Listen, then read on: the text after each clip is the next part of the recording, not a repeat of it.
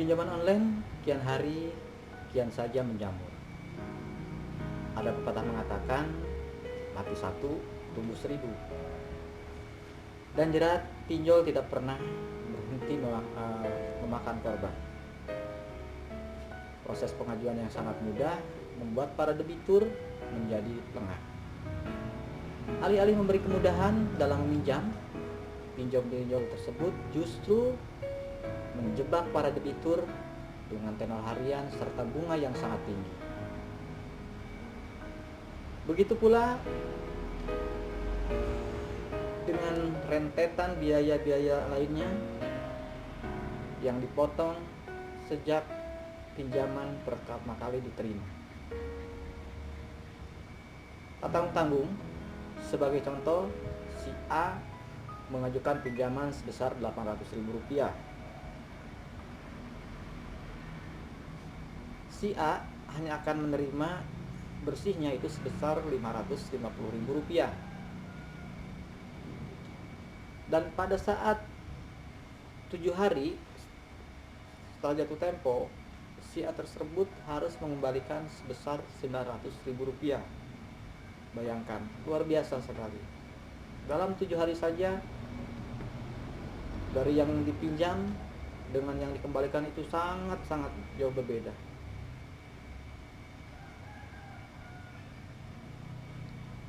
Apabila si A tersebut menunggak dan tidak mampu membayar pada saat jatuh tempo, si A akan kembali dikenakan bunga harian atau denda harian yang nilainya juga sangat fantastis. Dari Rp550.000 yang dia terima, dia bahkan akan dikenakan denda harian itu hampir antara Rp50 sampai Rp100.000 per hari.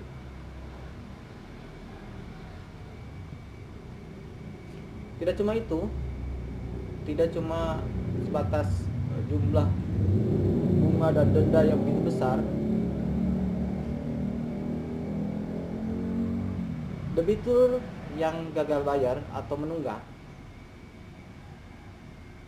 akan mulai menerima ancaman oleh debt collector atau DC, yang mana mereka itu akan mengancam bisa via SMS, bisa via WA, atau bahkan caci maki via telepon. Dan parahnya lagi, mereka itu bisa sampai menyebarkan data-data pribadi si debitur, menghubungi kontak-kontak yang ada di telepon si debitur tersebut. Karena si pinjol tersebut sejak awal ketika debitur akan meminjam menggunakan aplikasinya, si pinjol sudah menyadap seluruh data-data, baik itu kontak, SMS, dan juga penyimpanan. Jadi mereka punya akses penuh lah ke HP si debitur atau peminjam. Dan pada saat si peminjam itu gagal bayar, yaitu senjata mereka itu, senjata para DC untuk menekan debitur, yaitu dengan cara seperti itu, mengancam, memaki-maki, dan yang parah yaitu membuatkan grup WA, menyebarkan data, dan intinya mempermalukan si debitur.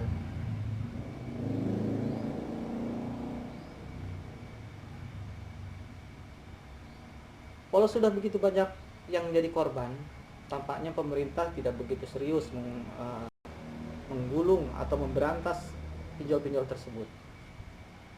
Alih-alih kemarin juga SWI dan OJK sudah mengumumkan bahwa pinjol-pinjol tersebut ilegal. Pinjol-pinjol tersebut ternyata aplikasinya masih bisa diunduh di Play Store. Dan yang sudah tidak ada di Play Store, mereka udah pindah membuat APK yang bisa di-download juga di browser.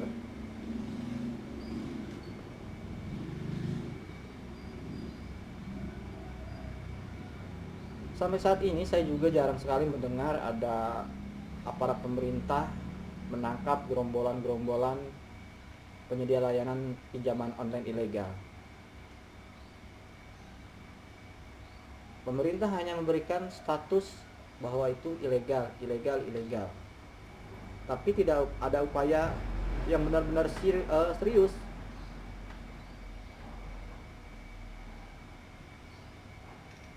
Pemblokiran hanya beberapa saja mungkin ya, tapi ya diblokir mereka akan muncul kembali. Mungkin akan berbeda jikalau aparat pemerintah itu menangkap bosnya atau menggerebek kantornya, memproses secara hukum mereka agar mereka tidak kembali lagi menyediakan layanan pinjaman online.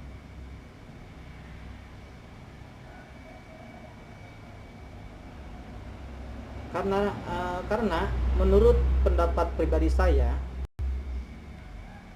pinjol ilegal tersebut lebih berbahaya dari situs-situs bokeh.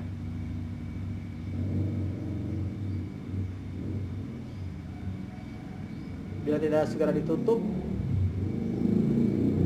korban-korban itu akan terus bermunculan. Karena apa? Orang ketika sedang tidak memiliki uang, terus melihat ada kemudahan pinjaman, mereka tidak akan berpikir panjang. Mungkin gelap mata lah awalnya untuk meminjam.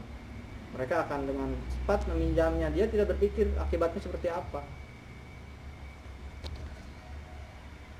Hanya ada satu cara agar hal tersebut tidak terus terjadi, yaitu dengan setiap kali ada pinjaman online itu harus benar-benar ditertibkan. Dan untuk yang ilegal-ilegal, yang tidak jelas kantornya, itu harus segera ditutup, dilacaklah keberadaan mereka, diberi sanksi hukum yang berat.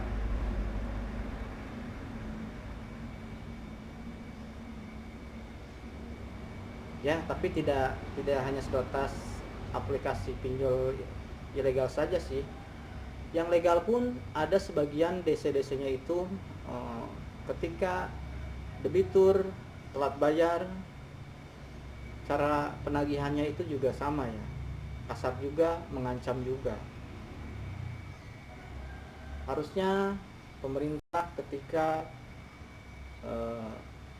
mendengar aduan-aduan, walaupun itu aduan tidak secara langsung, ada di media sosial, mungkin keluh kesah masyarakat bahwa mereka telah diteror secara verbal oleh pinjol, harusnya pemerintah itu mengambil sikap tegas.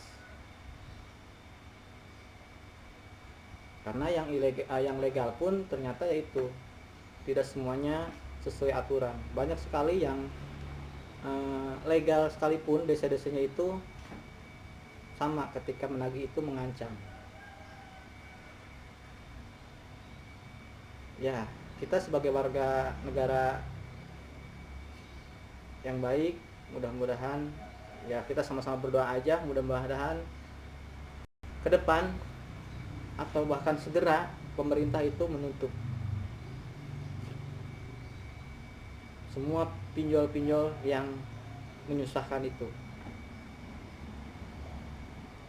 Dan kita juga sama-sama berdoa, mudah-mudahan kita semua diberikan keberkahan, kemudahan rezeki, sehingga kita tidak lagi tertarik untuk meminjam di pinjaman online apapun, baik itu legal maupun juga bahkan juga ilegal.